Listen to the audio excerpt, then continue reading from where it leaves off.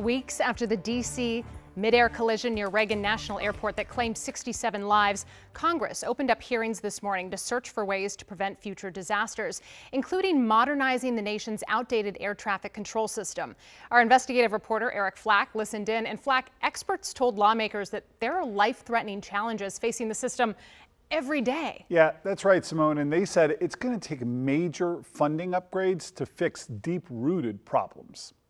Family members of victims from that American Airlines flight that collided with a military helicopter at Reagan National Airport, killing 67 people, listened as a congressional subcommittee on aviation heard dire warnings from a panel representing the nation's commercial aviation industry. It's not acceptable to just continue to tolerate a chronically understaffed system, just like it's not acceptable for controllers and technicians to have to work with paper strips and floppy disks to operate the national airspace system in the United States.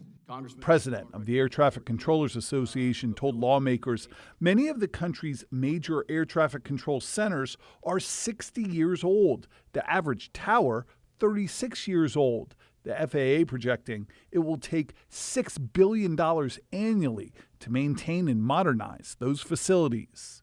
If you were to be driving down the roads at 70 miles an hour and I was sitting behind you and then I covered your eyes when you weren't ready and said, keep driving, that's what it's like for an air traffic controller to either lose communications or lose radar in a moment's notice. And that's the type of scramble we go into to make sure the flying public's safe.